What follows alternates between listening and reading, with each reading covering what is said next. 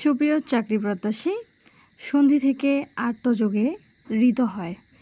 আর্ত যদি কোনো উচ্চারণে আসে সেক্ষেত্রে কনভার্ট হয়ে ঋত হয়ে যায়। যেমন এখানে ভয়ার্ত, মূল শব্দগুলো আমাদের প্রথমে লিখতে হবে, তারপরে বাকি সূত্র অনুযায়ী। ভয়ার্ত যদি থাকে ভয়, ভয় যোগ ঋত, ভয়ার্ত। তাহলে তৃষ্ণার্ত এর মূল শব্দ হচ্ছে তৃষ্ণা,